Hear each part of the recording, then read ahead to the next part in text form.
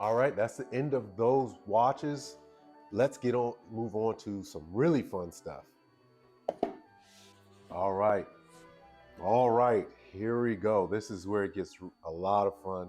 And honestly, this is where it gets more expensive. So this is my first watch that I was able to spend over $1,000 on. Now, I did make sure I negotiated.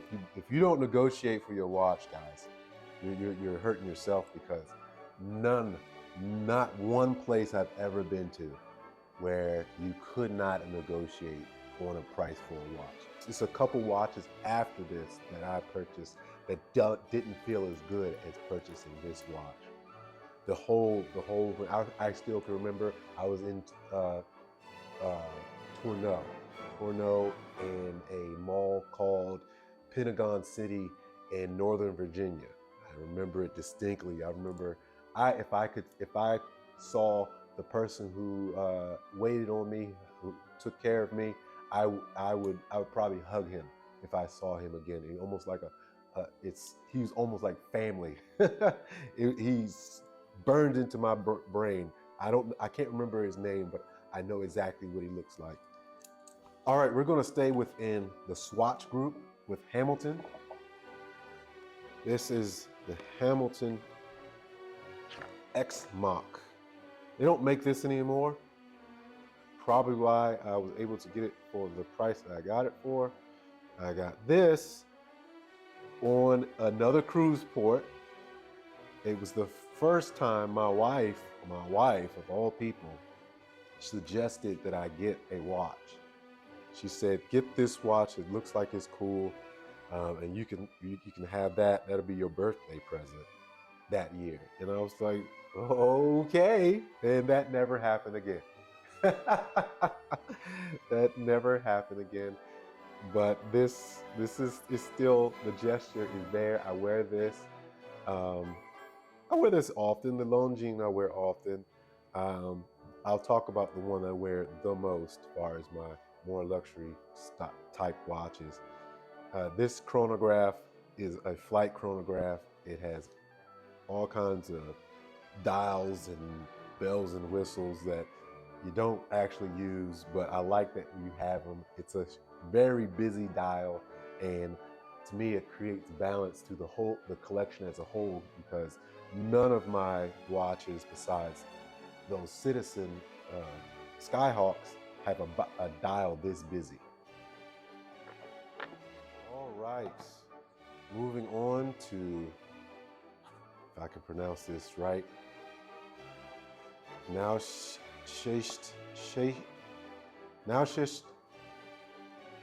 Instrumenten Mule Glashütte. Is nautical instrument Mule Glashütte. This is my first German watch, the only German watch I have. And this watch I wear more than any other watch.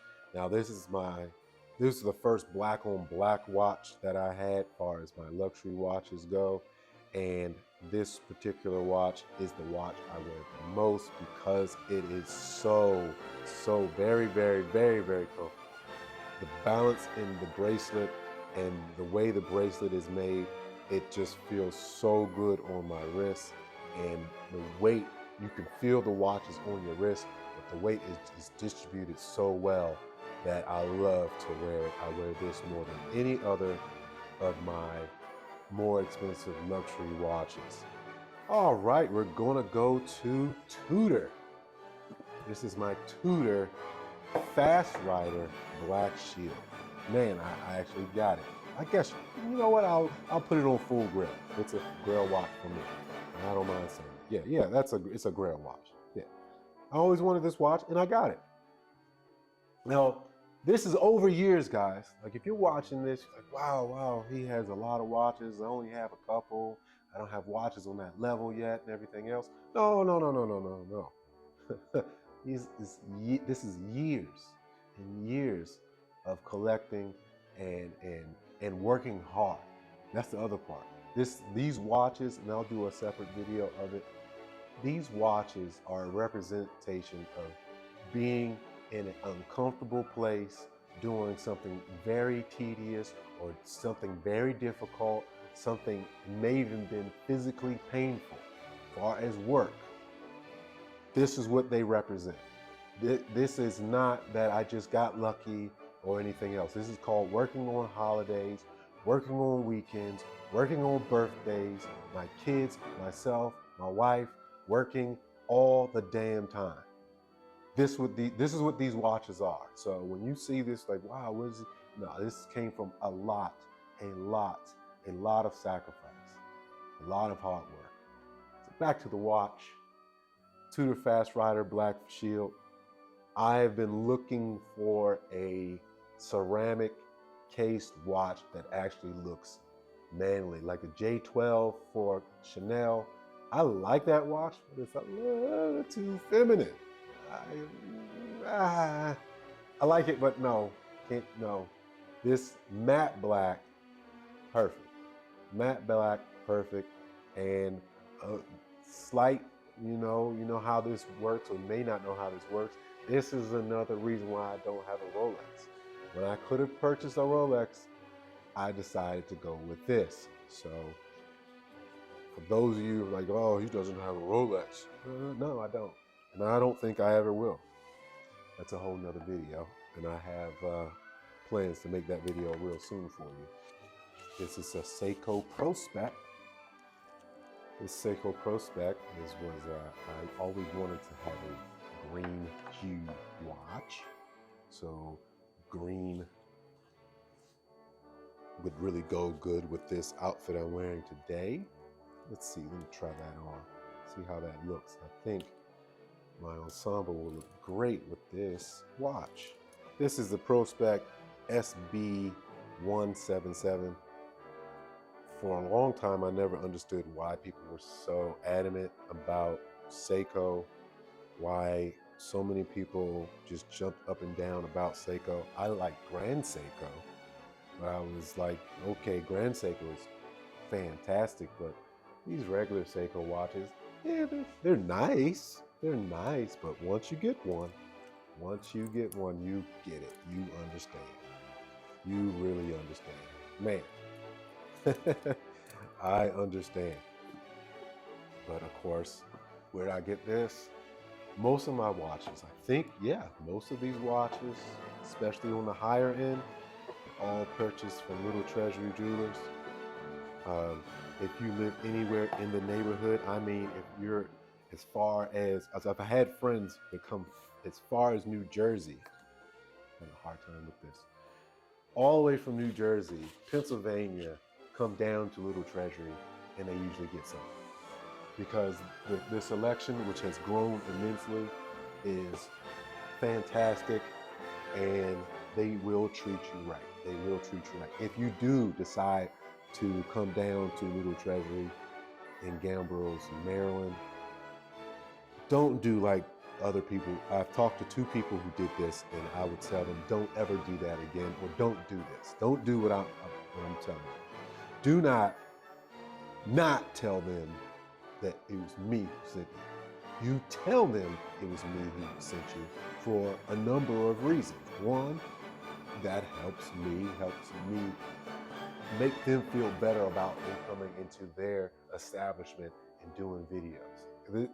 They were the only ones, the first ones, and there's not many other places that will allow me to do this. You would think everybody would want me to do this. It's only 2 other one other jewelry store that allow me to do that, and they're not even in business anymore. So Little Treasury Jewelers is the only ones that actually allow me to do that. Then number 2, for your sake, because they're going to treat you a little bit differently. Yes, they're going to treat you a little bit differently when you tell them, hey, I'm here because of Charles Walhingford. Charles Walhingford tells me that you guys are going to take care of me. Yeah, that's why. All right, we'll take a little break from Little Treasury Jeweler purchased watches. However, now Little Treasury actually sells these. This is Omega. Now, this is a watch man, I've been waiting a long time to get, and when I got it, man, the presentation, Omega has changed their boxes a lot. And you know what I need to do, right? Ah, that is it. That's it. They've changed their boxes a lot. They have changed how they do the presentation just on the box. And this watch was a little bit of a change to how they do their dials. This was not the wave pattern. They went away from the wave pattern, I think, for just a year or two, and they went back to the wave pattern now for their Seamasters. And this Seamaster that I have, I like this better than the rest of them. I like the wave pattern, but I think the no wave pattern is far more beautiful. A lot of times it gets me so upset when people say, oh, this is a nice tool watch. And guys, there's no tool watch that's this beautiful. Tool watches are not beautiful. This is styled off of a watch that has a job, and it could do that job. Essentially, it could do that job. No diver would ever wear this watch because he would have a hard time doing his job. This watch is too beautiful. You're gonna be staring at this watch all the time if you're trying to work under the water. So yeah, if you're a diver, you're not wearing this. It's not because you couldn't, it's because you wouldn't. Let me go with the watch that's not new, also was in the last video, that is a real true grail watch, and that's the Breitling Chronomat. Breitling Chronomat. I love Breitling. Breitling is my, I would say the Bullet of Accutron was my first crush, and Breitling was my first love. Every watch I got, even though I truly appreciate like that the Longines, every watch was a watch to lead up to this watch. This is it. For the most part for me, this is it. This is my first love. There's other watches I would like to have sometime soon if I get lucky. But if I don't get another watch, I believe I have a really well-balanced watch collection. But this one is just, this is it. And then it's, I don't wear this that much because one, it is flashy. Polished stainless steel, Breitling, beautiful blue dial. It's going to attract a lot of attention, and in a lot of places I wouldn't want to wear this. I love wearing it when I can wear it. This is a absolute accomplishment watch. A lot of times guys we don't get trophies anymore. We aren't going to win a championship or what have you. Even in a job where you may be doing a great service to the company you're working for or the people that you're providing your service for, you may never get awarded for what you have accomplished. It's up to you to award yourself. And this is definitely my award to myself. And Breitling actually knows how to do a box. Good Lord. This is not even the outside box. This is the second box. So we have one, we have another box that I don't have, I'm not showing. Two, then we have a travel case that the watch goes in. Breitling, you know how to do it. You know how to do it. All right, here's the last watch. This is the last watch of this video, and this is my Bremont.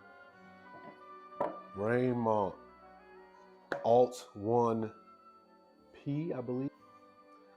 Yeah, Alt 1 P2 Cream. Alt 1 P2 Cream. And this was also purchased from Little Treasury Jewelers. And Bremont actually knows how to do a good presentation also. because we have the box, we have this bag, protective bag, and then we have the leather case for the watch. So Bremont, you know how to do it pretty good too. And this watch actually is my personal, lack of better term, homage to my first Breitling. My first Breitling, and I missed that watch. That first Breitling had the same cream colored dial. However, it has its own soul, being that it is leather strap. The dial on this is probably the clearest dial I have ever seen. It just seems like I'm wearing glasses. It seems like I'm wearing reading glasses when I look at this dial. This is a just fantastic dial. Yes, I did do a full review on this watch prior to me purchasing it. It just pulled me in and said, you know you want to buy me. I said, no, I can't afford you right now. You know you want to buy me. Okay, maybe I'll get you later. And then I did. I absolutely did. This was an anniversary present from my wife. And I was saying, I want a new watch for my anniversary. So go get a new watch for your anniversary. And that's when I got this one. And this was for my 20th anniversary. So this is a special watch too. Yeah, I've been married for over 20 years. Over 20 years now. And this was one of the second to last watches that I purchased. And this means a lot to me too, because I had gone to a Bremont event, and in that event I got to meet the actual owners and the guys who started Bremont. And when you're able to meet and talk with the people who actually make the watch you're thinking about wearing, that means a lot. It means a whole lot. And then I got to meet other people who decided to purchase Bremonts when they had the money and had the means to purchase other watches. So I have a special place in my heart for Bremont. And again, I purchased at Little Treasury. And again, it reminds me of my old first Breitling. All right, ladies and gentlemen, that is the video. That is it. If I could easily have gone even longer, but I'm probably going to cut this up and make this as short as I possibly can. I hope you enjoyed it. I hope this inspired you.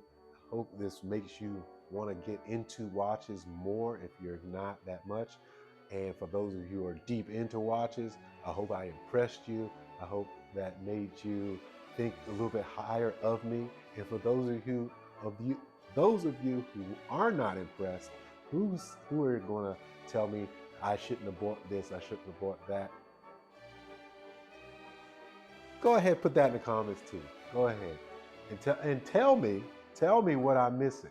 That's what I want to. Usually at the end I say what watches that I would like to purchase and to balance out my collection. I want to hear from you. What watches should I consider getting next? I'm Charles Walhingford, and all these watches are how I would spend my money.